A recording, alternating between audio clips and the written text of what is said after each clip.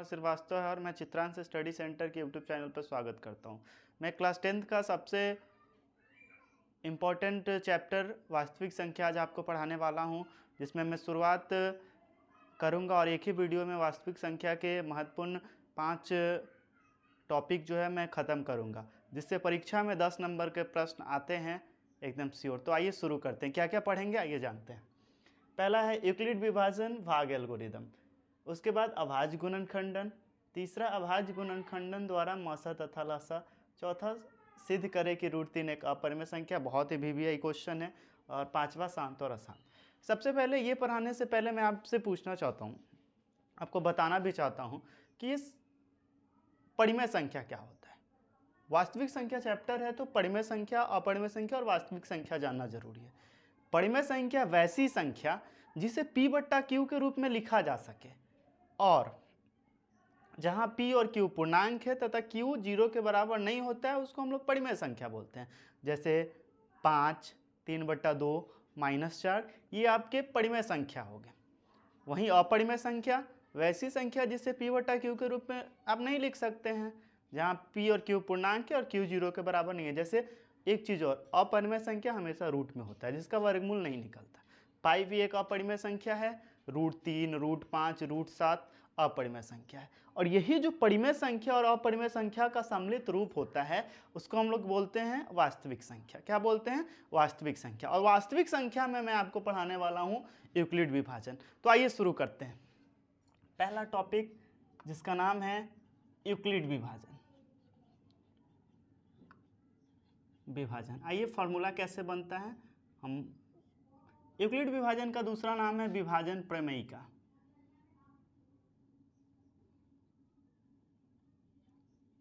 इसी का नाम है भाग एल्गोरिदम।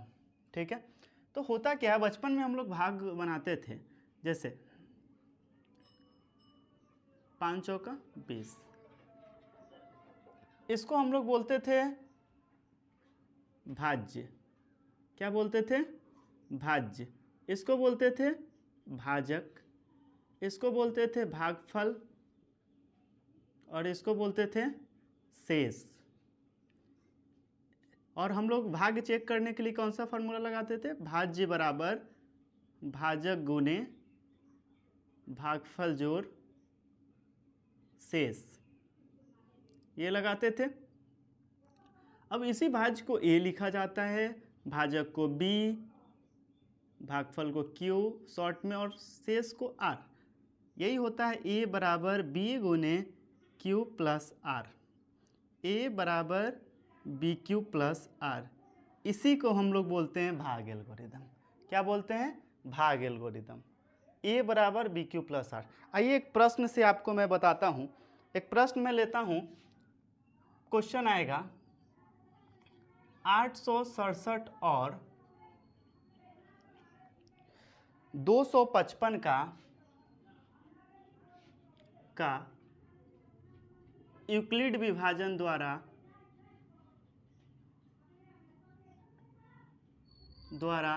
मसा ज्ञात करें।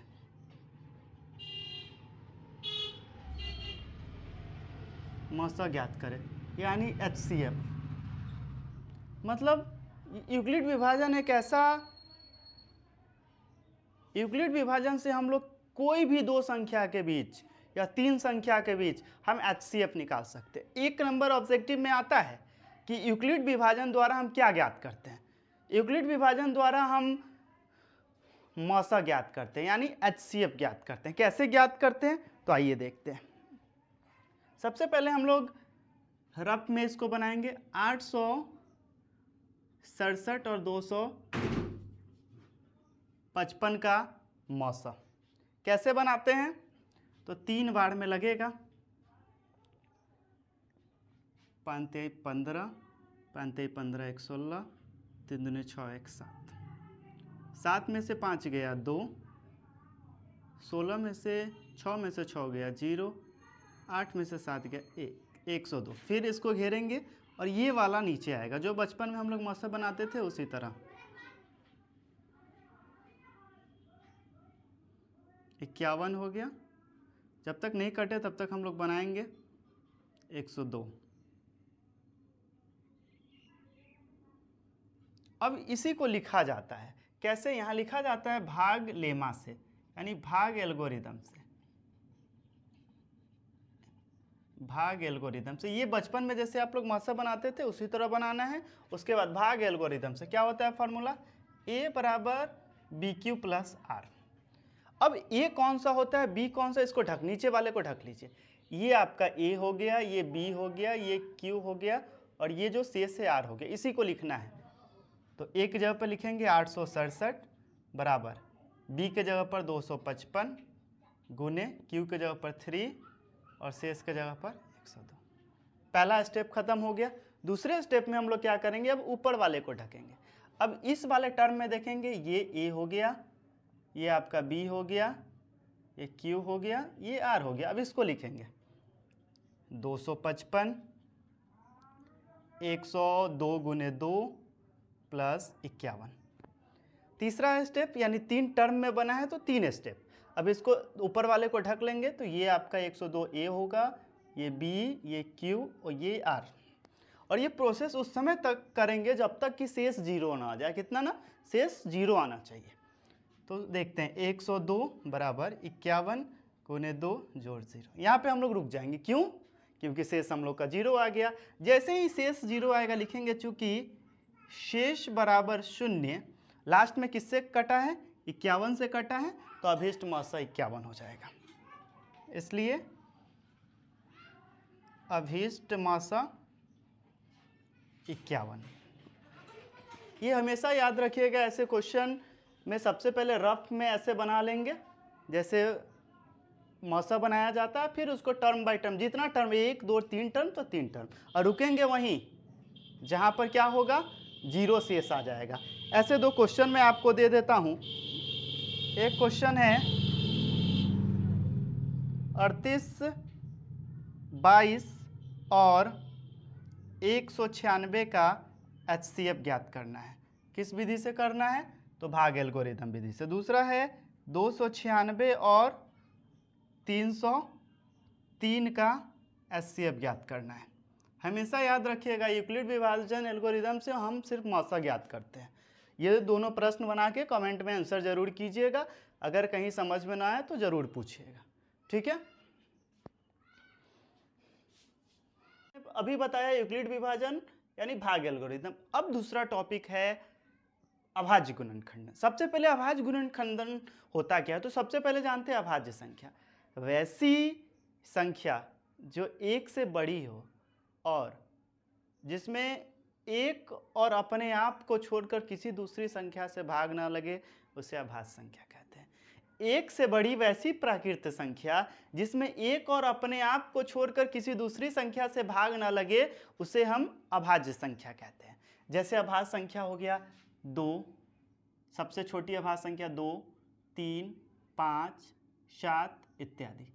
तो ये अभाज्य गुणनखंडन क्या है, अभाज्य गुणनखंडन का मतलब लघुत्तम, लासा। कैसे निकालते हैं, जैसे 120 का अभाज्य गुणनखंडन करना है तो क्या करेंगे, 2 सर, जैसे लघुत्तम हम लोग बनाते हैं LCM,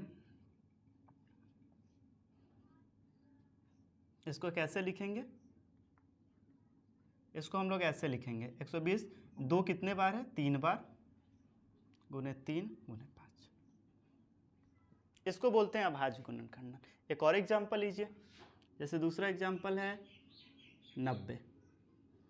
प्रश्न आएगा 90 का अभाज्य गुणनखंडन करें, और ऐसा भी क्वेश्चन आता है 90 के अभाज्य गुणनखंडन में 2 का अधिकतम घात कितना होगा। तो देखिए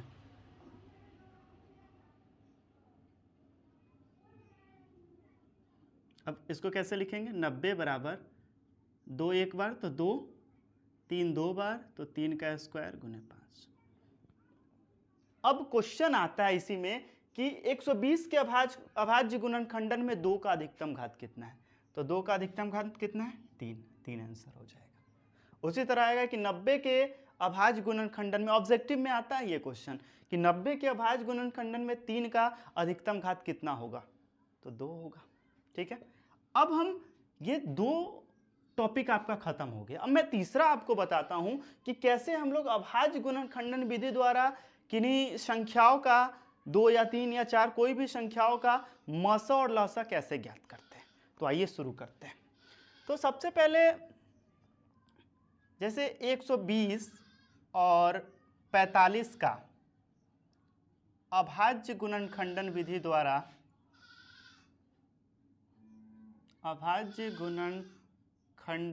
द्वारा मसा तथा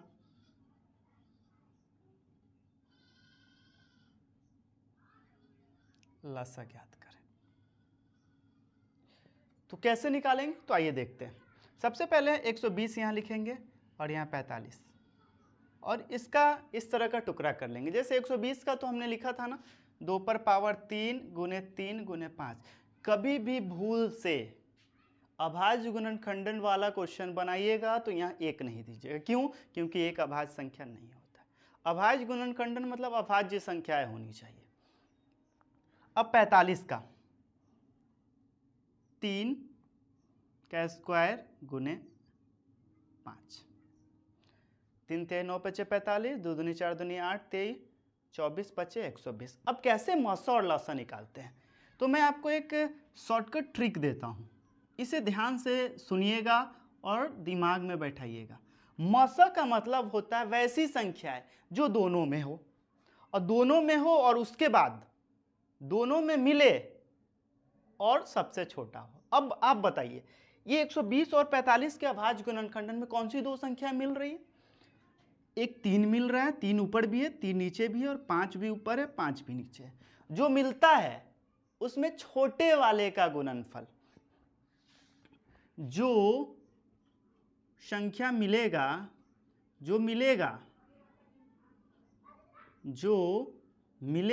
उसमें छोटे वाले का गुणनफल,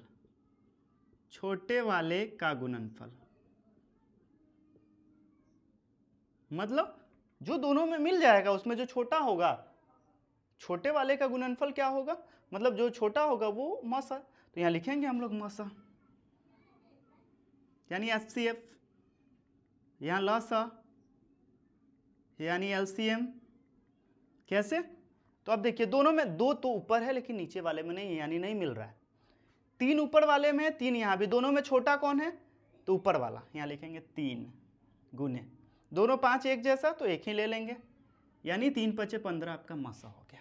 आई बात समझ में? जो मिलेगा उसमें छोटे वाले का गुणनफल। दूसरा लसा क्या बोलता है? जो मिलेगा उसमें बड़ा वाला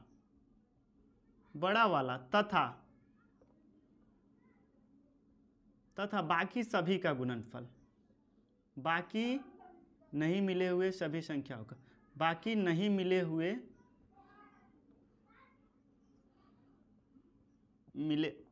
सभी संख्या का गुणनफल।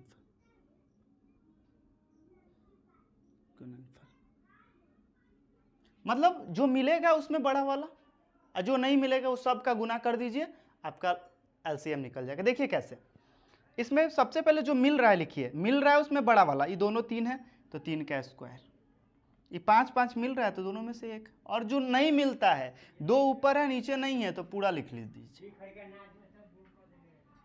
3 3 9 5 45 8 8 5 40 9 360। मतलब 120 और 45 का HCF 15 होगा और LCM 360। आइए चेक करते हैं 120 और 45 का LCM। 3 से लगाएंगे 40, 15 बार में, 5 से लगाएंगे 8 तिहाई, 5 तिहाई 15, 8 120 तिहाई 360 आ गया। मसा भी चेक कर लेते हैं HCF 45 और 120 का।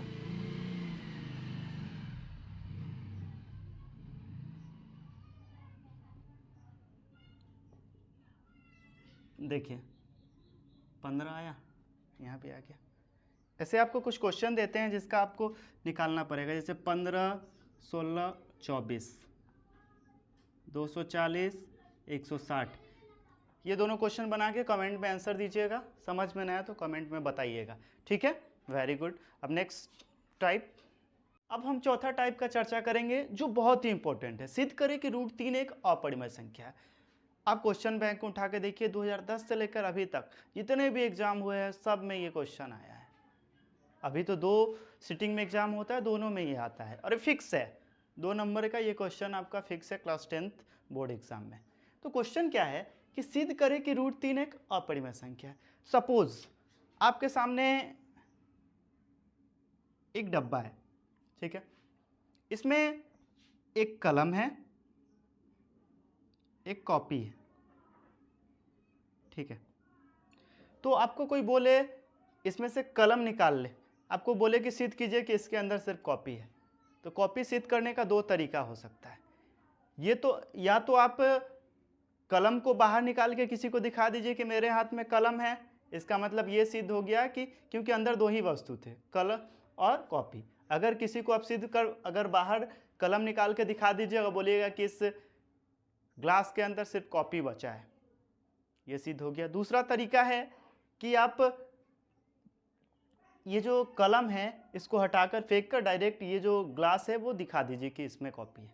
तो आपको क्या सिद्ध करना है? परिमेय, अपरिमेय सिद्ध करना है। तो आप दिखा दीजिए कि इस डिब्बा के अंदर परिमेय नहीं है। अगर आप सिद्ध कर दोगे कि इसके अंदर कलम नहीं है तो ऑटोमेटिक कॉपी बच जाएगा ना। नहीं तो या तो आप डायरेक्ट सिद्ध कीजिए कि इसके अंदर कॉपी है, नहीं तो कलम को सिद्ध कर दीजिए कि कलम इसकी डब्बा के अंदर नहीं है। कलम नहीं है तो क्या बचेगा? कॉपी बचेगा ना। उसी तरह सेम आपको अपरिमेय सिद्ध करना है तो आप सिद्ध कर दीजिए कि ये परिमेय नहीं है, ये ऑटोमेटिकली सिद्ध हो जाएगा। ठीक है, तो आइए शुरू करते हैं। बहुत इंपॉर्टेंट क्वेश्चन है, ध्यान से देखिएगा। सबसे पहले ये संभव तो है नहीं लेकिन मानना है। यदि संभव हो तो माना कि √3 एक परिमेय संख्या है। परिमेय संख्या है। परिमेय संख्या क्या होता है आपको पता है? √3 बराबर हो जाएगा P/Q, क्योंकि परिमेय संख्या P/Q के रूप में होता है। यहाँ जहाँ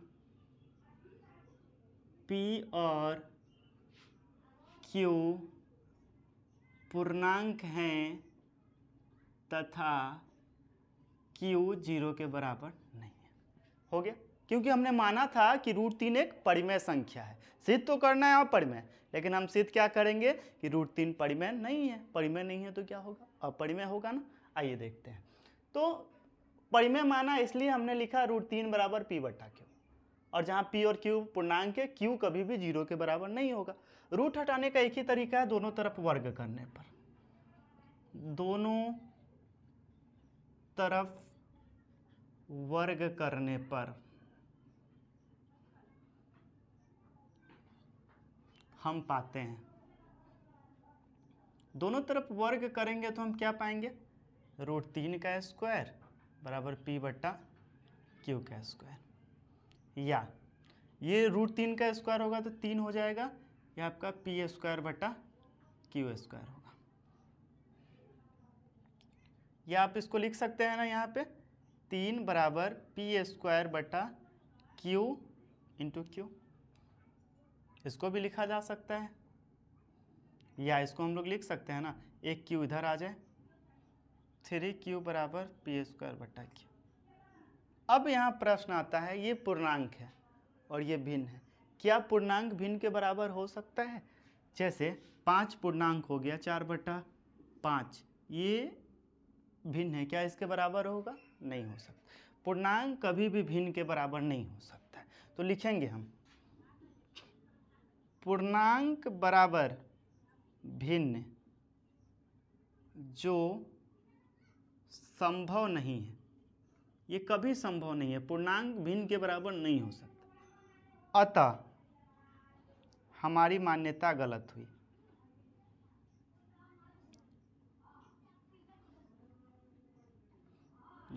मान्यता गलत हुई कहने का मतलब हमने माना था परिमेय, वो नहीं हो सकता है, इसलिए √3 एक परिमेय संख्या नहीं है। अब आप ही बताइए, परिमेय संख्या नहीं है तो क्या होगा? अतः √3 एक अपरिमेय संख्या है। क्या है मतलब अब आपको इस पे कोई भी क्वेश्चन, जैसे मैं होमवर्क दे रहा हूँ √5, √7, √11, √13, √17, √19, कोई भी क्वेश्चन बनाना हो बस कुछ नहीं करना, ये √3 जहाँ पे है वहाँ पे √5 का 5 डाल दीजिए, बन जाएगा। ठीक है, बहुत ही इंपॉर्टेंट टॉपिक था। ठीक है, अंतिम टॉपिक सबसे इंपॉर्टेंट जो ऑब्जेक्टिव और 2 नंबर वाले प्रश्नों में पूछा जाता है, शांत और अशांत। क्लास 9th में भी आप लोगों ने पढ़ा होगा शांत। शांत क्या होता है, अगर कोई 2 संख्या है, अगर उसमें हम भाग करते हैं, जैसे 15 है उसमें हम 5 से भाग कर रहे हैं, अगर वो कट जाता है तो शांत, और दशमलव के बाद भी अगर वो नहीं, जैसे 10 में हम 3 से भाग करेंगे, 3.33333, ये अशांत हो जाएगा। ये पहले का तरीका। लेकिन क्लास 10th में आता है कि बिना लंबी विभाजन प्रक्रिया के बताए कि जो प्रश्न दिया है उसका दशमलव प्रसार क्या होगा, शांत होगा कि अशांत। तो आइए शुरू करते हैं। और वीडियो अगर आपको अच्छा लगे तो लाइक करें, शेयर करें और सब्सक्राइब करें, और जो भी डाउट हो वो कमेंट में ज़रूर पूछें। ठीक है, मैं आपको गारंटी देता हूँ मैथ में 100 आउट ऑफ 100 आप लाएंगे। ठीक है, तो सबसे पहले 17/100 कैसे, इसके लिए एक फॉर्मूला आप देखिए, P 2m × 5n, ये रहेगा तो शांत।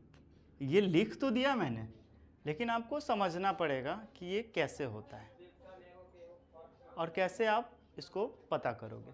तो याद रखिएगा, कोई भी संख्या हो, जैसे एक एग्जाम्पल है 17/100, तो आप नीचे वाले का गुणन खंडन करके लिखिए, जैसे 2 दूनी 4, 5 20, 5 100 हो गया। और अब क्या करना है, देखना है कि ऊपर से नीचे वाला कट रहा है, नहीं कट रहा है। अब इसको अभाज्य गुणन खंडन की तरह लिख दीजिए, 2/2 × 5 का स्क्वायर। अगर बट्टा में 2 और 5 हो, अगर बट्टा में 2 और 5 हो, या केवल 2 हो, या केवल 5 हो नीचे, तो ये हमेशा शांत होगा। और इसके अलावा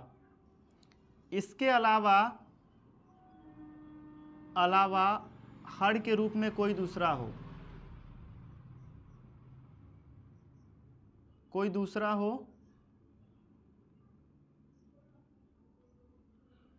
तो वह अशांत होगा। वो क्या होगा, अशांत होगा। मतलब बटा में सिर्फ 2 और 5 आ जाए, या सिर्फ 2 आ जाए, या सिर्फ 5 आ जाए, तो वो शांत होगा। लेकिन 2 और 5 के अलावा मान लीजिए अगर यहाँ पे 3 आ जाए, ऊपर से कटे नहीं, तो ये अशांत हो जाएगा। ठीक है, ये आपका शांत हो गया। दूसरा एग्जाम्पल देखते हैं, 24/60। सबसे पहले इसको काट सकते हैं, 6 चौका 24, 6 दहिया 60, 2 दूनी 4, 2 5, मतलब ये आपका बचा 2 और 5। अब बताइए, मैंने अभी बताया बट्टा में अगर सिर्फ 5 आए, वो नीचे देखना है हर के रूप में, अंश वाले को नहीं देखना है। अगर नीचे सिर्फ 5 आए या 2 आए या दोनों आए तो शांत। 2 नहीं है तो इसको ऐसे लिखेंगे, 2/0 × 5 बराबर शांत। एक और क्वेश्चन है 5/21, नीचे वाले का लघुत्तम निकालिए। देखिए 2 और 5 के अलावा इसमें 3 और 7 आ रहा है, तो ये हो जाएगा अशांत। मैं आपको कुछ क्वेश्चन देता हूं जो घर से बनाइएगा। 7/25, 9/100, 16/100, 7/24, 5/30। मतलब अब आप देख के बता सकते हैं कि कौन शांत होगा कि कौन अशांत। अगर वीडियो आपको अच्छा लगा हो तो लाइक करें, सब्सक्राइब करें, शेयर करें। किसी ने सच ही कहा है, क्या कहा है, अगर आप मेहनत करोगे तो उसका फल आपको ज़रूर मिलेगा। तो मेहनत करें, रिजल्ट की चिंता ना करें, डे बाय डे पढ़ते रहें, देखिए आपका रिजल्ट बेहतर होगा।